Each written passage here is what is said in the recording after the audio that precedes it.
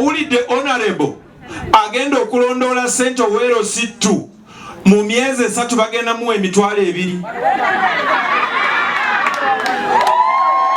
nga nze nkeera nga ngalangatana ku ebyo nti nnondoola bantu abantu bankyawe n'okunkyawa olw'emitwalo 2.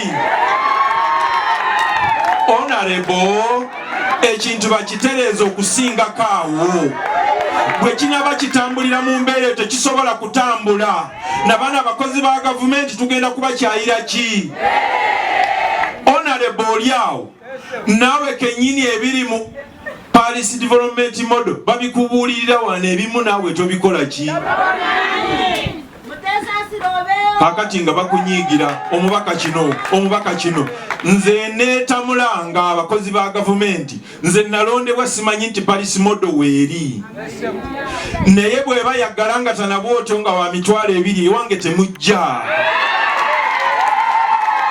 mwe mugende mulabe bantu baabo beebukeerere ebikyuka bikyuke nga bwe balimbwalimbwa paka 2026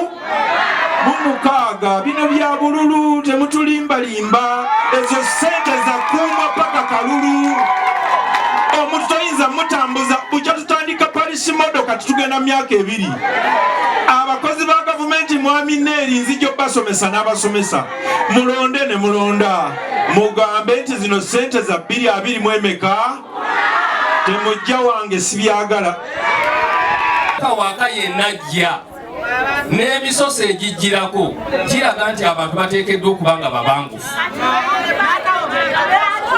kuba empapula ze batusomesa ezetugenda okukozesa nga tuggulawo tufuna ssente empapula ziringa 7 ate ziri mu Lungereza ate nga zonna tulina okuzijjuza wabula mukyo mwalekayo ekintu kimu kye mutaatuwa ye foomu nti omuntu maze okusindika emitwalo gyange 3 mu bbanka wabula nga siinaze wengenda kulikodinga ssente zikomawo ekyo kyo temwatulaga foomu eyo kituufu ajjuza teeka wano akakadde muwanika sayininga chairperson sayininga naye omuntu ono afuna ekitono tajja kuzza kakadde lumu abaami n'abakyala bw'obanga ozze ogoberera Parish Model bibadde bizze bitambulira mu mitendera tebibadde byakubuukira tuzze tugumiikiriza ebbanga ddene nnyo nsuubira nti wano we tutuuse ensolo tugikutteko amasimu tugaagala bagoogerako yonna puroguramu yava eri naye bw'obanga ozze obigoberera nga kati dokita abadde ayogera ku kyakawunti ne tutamugumiikiriza tukozeemu obusobo katono ekisooka ebintu babyogera bwogezi mu kamwa tebateeka ku pepa ffe ne batuwa ebipapula ne tudda ku kyalo kyaffe tugamba namba gundi tugibulamu ne namba gundi tugibulamu ne namba gundi tugibulamu kati bwogera bwogezi bakitusuulako ekino temunakikola ekino temukyakikola temunagula akawunti kale tubitegeera kati tetwetaaga akawunti lwaki temwakira akapapula lumu tutandikemu 2, 3, 5 paka buzigwayo tumente bwekyo kinatambula naye mwogera bwogezi ekyokulala abantu abamu tebalina busobozi bwa akawunti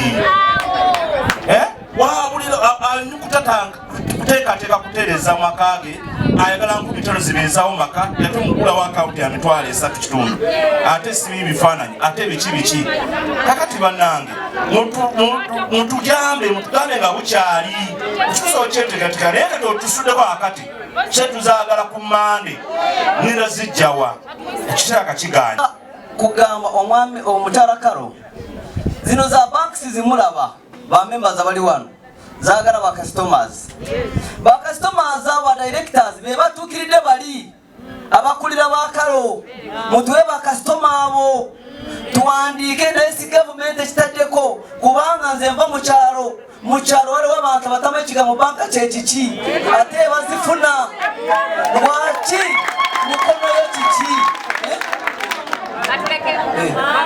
ekirala omukono namboze omuhana yo namboze ku onsanyusiza nnyo ku bw'okwogera ku kigambo ekyokusala villages.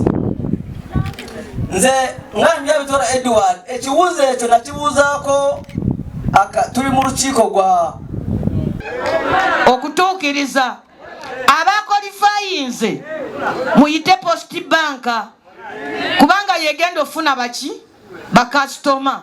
Wali wenyini omuntu wagenda ofunira mu bagambe namboze negundi mwakolifayinze mujja n'obufaananyi bwaki bwa banka. Owa banka aleete wali empapula mu ofisi yammwe omuntu ajjuze day and then bamuwa akawunti sente zigenda abantu bakole. Enkuba yina etonnya abantu abamu sente bazeewoola kulima mu sizoni eno, sizoni eyita. Sente za agriculture si kyekyo. Sente za agriculture nga sizoni yina etandise abantu banaakola ddi agriculture okujjako kati. Nange mbabuulira bannange si byakukyamuukiriza abantu bano. Nange omukozi wa gavumenti ye Mukono nze sitera kuyingira mirimu gyammwe. Nange omukozi wammwe ananyooma. Wiiki ejja neggwako ng'abantu bange temunabawa sente nange ngenda tandika lutalo nammwe. Sente zigende ekijja kikole ki? Tukitegedde abo abantu boolaba tebajja gaana akawunti nga mubawa sente. Ekibamalamu amaanyi nti muze mubagamba ebintu ne babikola ate ne musaba ebiki. Terina okusuuka akakadde kamu obanga family bavuddeyo abantu babiri naye okugaba sente zino tutunulira household. Every household terina okusuuka for now kakadde kamu. So that means abamemba obanga bavudde babiri ku family, we are not going to give each each member in that family, it's one member per family, per household. So wanga waliwo abantu abavudde ababiri mwena temugenda kufuna kubanga program etambulira kuki ku households. And so far tumaliza okusomesa natabulirwa tebalifuna oba mukusooka so bajja kufuna as we go. Yes, bajja kufuna maaso awo. So balina kubanga projects kati balina tutunulidde projects za family for now because parish model kigendererwa okubeera nga we increase household income. So tusuubira nti wadde mu mbeera ya kibuga kati it's not easy aba family bonna okubeera nga bali mu program ki oba project emu. Osangayo taata ng'alunda ente, mama yasuubula bumonde. So there are two different projects. And of course, each group, there had to be a group doing the same activity. Naye challenge twafuna ku bantu baffe abatunda emidaala kubanga omudaala yatunda nyaanya, atunda lumonde, atunda butungulu n'ebirala. So what we did, we named them as the Midala groups because si kyangu okubeera nga oyawula ebintu ebyo kubanga ng'otunulira ku business, that's how it moves, so we did it in that way. Abanaffe abali ku byalo bakyamaani b'erosuwanu bensuubira nti mu lukiiko luno mwebali oba bajja. Eyo mu byalo gye tuli buli maka 10 gali badde galimu eroseemu kubanga twagala empeereza eno ey'ebyalo abantu ebatuukeko mangu.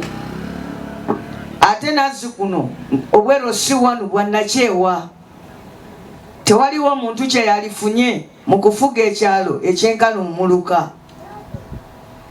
Era nga tulowooza nti abatuuze obuyinza bwammwe constitution ebubawa era mubumanyi nti buli we tuwera amaka 10 ne twesanga nga tutuuse mu maka 12 ne twesanga nga tuli mu maka 13 ne twesanga ng'ekyalo kiweze nnyo tulinga Kitega erimu abalonzi 6 sigambye bantu bonna naye abalonzi bokka 6 nti tujja kutuula eyo ku kyalo Kitega tugambe banange ekyalo kyaffe kino tweweemu ekyalo ekyaki ekyokubiri bwe tumala otuula mu kyalo ne tuyisa ekiteeso nti ekyalo kyaffe kino kyalivuddemu ebyalo 2 ate ekyo ekiteeso ne tukiweereza ku muluka era nga tulowooza nti ne ku muluka tekibandaalawo ne bakiweereza ewa mwami Kabanda oba ab'Eggoma ne bakiweereza ewa mwami Kyasa. Kanso netuula nekkiriza nti ekyalo ekibadde Nakabago kangeze ku kyange kino Nakabago nti kakati n'enjogezi nayo nga zooni tusazeewo efuuke ki ekyalo. Awo nga tulindirira aba electoral commission lwe balisalawo okutulondesa naye tekigaana nti gaffe tuteekawo ku chairman oli ku kakiiko ke alina baasaliddeko eno ne bagira nga bakuuma LC1 ng'ab'ekiseera bwe buba bwetaagi